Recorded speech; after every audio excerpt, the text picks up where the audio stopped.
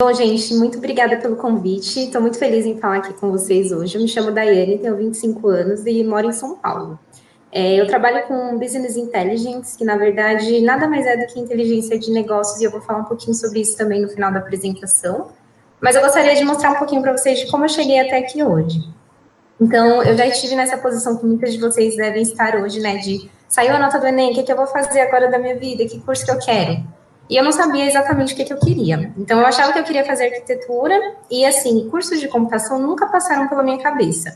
Eu realmente, assim, não foi nenhuma ideia distante, assim, eu vou fazer computação, vou fazer sistemas de informação. Jamais, nunca.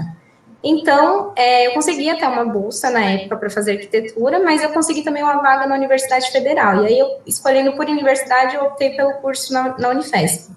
Eu fui parar no curso de radiologia, que, como vocês veem, também tem nada a ver com nada, nada a ver com arquitetura, nada a ver com computação. E aí, só para explicar mais ou menos o que aconteceu, né, dessa outra migração de radiologia para informática, a gente tem na Unifesp, dentro da Escola de Medicina, um ciclo básico que é composto por 3 cursos, né? Então, você tem informática em saúde, oftalmologia e radiologia. E aí, eu estava dentro de radiologia, no final do ciclo básico, eu resolvi mudar de ideia e fui para informática em saúde. Mas o que é exatamente esse curso, né? Então, no ciclo básico, a gente tem disciplinas dos eixos de exatas, biológicas e humanas, e ele dura 2 anos. Depois, cada um segue seu caminho para mais 2 anos de curso. Então, apesar de serem cursos tecnológicos, eles têm carga horária de bacharelado, são cursos bem completos. E foi aí que eu fiz a minha escolha por informática. Então, um pouquinho desse ciclo básico, né? A gente tem nas matérias de exatas, cálculo 1 e 2, física 1, 2, 3, química 1 e 2, estatística, laboratório de física, laboratório de química, um monte de coisa assim, muito parecido com engenharia, por exemplo. Só que, além dessas disciplinas, a gente também tem uma grade muito forte de biológicas. Então, por ser um curso dentro de uma escola de medicina, a gente teve uma quantidade enorme de horas para anatomia, histologia, fisiologia, bioquímica e essas outras disciplinas que eu coloquei aqui nesse slide.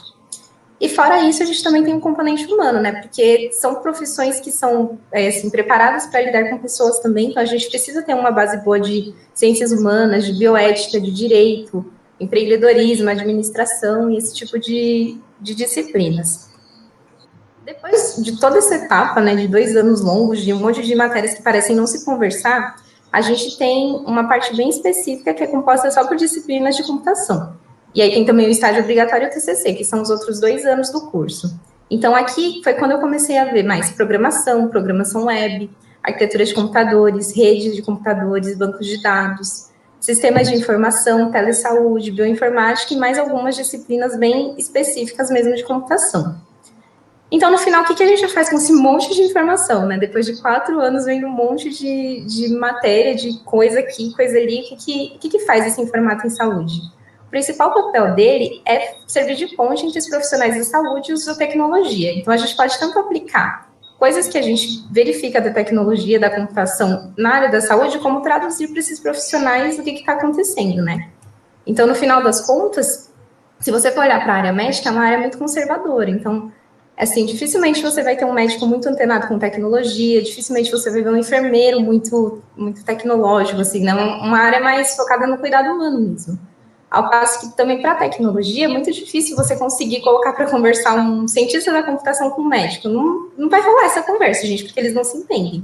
Então, como a gente tem essa formação multidisciplinar, é muito mais fácil para a gente servir como ponte e tentar unir esses 2 mundos, né? E isso só traz benefícios para os dois, tanto para a área médica quanto para a área tecnológica. Então, falando um pouquinho do mercado de trabalho. O informata em saúde, ele pode atuar em inúmeras áreas justamente por causa dessa formação mais macro, né? Dessa formação multiprofissional, multidisciplinar.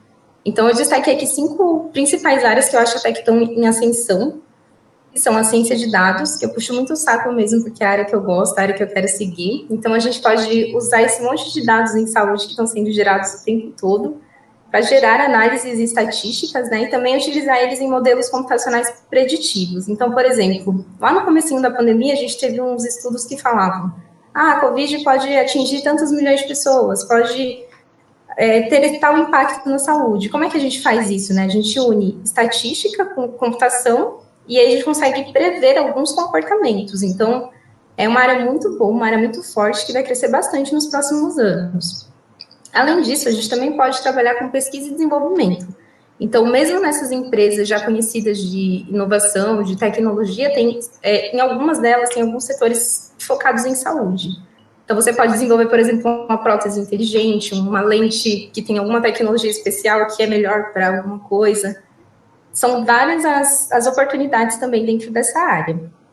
A gente também tem desenvolvimento e manutenção de sistemas. Então, um exemplo que eu trago para vocês é que no Hospital São Paulo, que é um dos maiores aqui de São Paulo, eles não usam prontuário eletrônico. Não usavam, né, quando eu me graduei. E aí você pensa, aquele monte de pacientes sendo atendidos todos os dias e tudo no papel, e a gente sem ter estatísticas assim relevantes, informações importantes para administrar o hospital. Sobre isso eu digo assim, insumos, equipamentos, exames, consultas, tudo isso poderia ser gerenciado melhor se a gente tivesse já um processo mais automatizado. Outro mercado que está muito em alta é a telesaúde, né? Então, hoje a gente está vendo isso na pele, né? A gente consegue ver acontecendo a telesaúde pelo Brasil, né? Então, a gente tem consultas online, a gente pode fazer um exame aqui que vai ser enviado para um médico lá no Pará, laudar e depois devolver para a gente. A gente vê essa coisa toda acontecendo e ainda é uma área que precisa muito de profissionais. E, por fim, eu quis falar também um pouquinho de avaliação de tecnologias em saúde, que foi a área que eu tive maior experiência, assim. Então, eu fiz meu estágio nessa área e eu trabalhei por 4 anos fazendo nesse tópico de avaliação de tecnologias em saúde. Então, o que eu fazia basicamente, né? Todo medicamento novo, todo dispositivo médico, tudo que vai entrar no Brasil, ele passa por um longo processo. Então, a gente tem algumas etapas, né, desse processo, basicamente, análise de dados, para a gente entender sobre a tecnologia, sobre o público-alvo. A gente constrói uma relação entre as evidências que a gente já tem e o impacto que isso vai ter na economia. Então, como a gente vai traduzir esse benefício em termos de relevância econômica, como que a gente vai mostrar o valor dessa tecnologia, né, para o nosso sistema de saúde, seja ele público ou privado.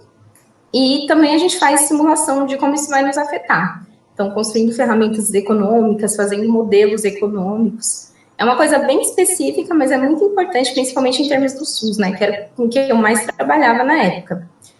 E, bom, minha percepção geral do curso, assim, eu coloquei aqui alguns pontos positivos e outros não tão positivos, né. Como pontos positivos, eu acho que tem maior valor é que o curso não te torna um especialista, mas ele te prepara para transitar por todas as áreas. Então, eu mostrei para vocês alguns exemplos de mercado e, assim, a partir do momento que eu enjoei de avaliação de tecnologias, eu poderia ter ido para outras áreas e ter procurado outros rumos para fazer, porque minha formação permite isso, né? Eu tenho poucos conhecimentos de várias áreas que me deixam transitar livremente e tranquilamente por vários ambientes.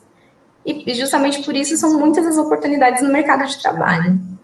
Pontos que eu achei que não foram tão positivos na graduação é que muitas disciplinas são dispensáveis para o curso. Então, como a gente tinha ali um ciclo básico de 3 cursos bem distintos, muitas vezes eu fazia algumas disciplinas que para mim não eram tão importantes, mas eram para radiologia, por exemplo. Então, acho que isso era um ponto negativo. E também porque acabava atrasando, né? Eu fui ver programação no 3º ano da faculdade, que eu acho que é uma demora assim, muito grande, já que meu curso era informática. Mas eu acho que eles estão passando por uma reforma já, então o curso está mudando. Eu tentei acessar a grade para trazer uma coisa mais atual para vocês, mas não consegui acessar o site. Então, mas depois também, se alguém tiver interesse, posso perguntar para algum aluno, algum professor que tem um contato e tudo mais. E eu acho que o mais negativo de tudo é que falta divulgação do curso. Então, provavelmente vocês nunca ouviram falar desse curso, acho que muita gente nunca ouviu falar do curso, mas quando eu falo o que eu vi no curso, ele tem uma aceitação muito boa.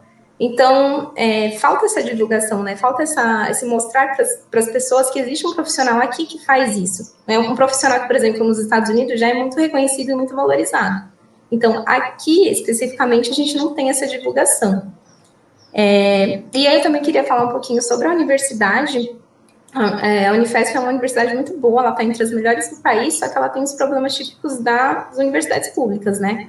Então, falta financiamento, falta estrutura, faltam recursos mesmo para a gente investir mais em pesquisa, para a gente desenvolver coisas. E ainda assim, mesmo com essa falta, ela ainda entrega muito para a comunidade. Então, eu acho que é uma universidade que vale muito a pena. Não sei se tem meninas de São Paulo também assistindo, mas se tiverem, eu super recomendo. Eu acho que, por ser uma universidade pública, ainda te permite transitar ali pelo ensino, né? Talvez você não queira ir para o mercado de trabalho mesmo, mas você queira ficar na docência, ficar na academia, e ela te deixa ver todos esses lados, né? Então, você consegue enxergar com clareza as suas opções.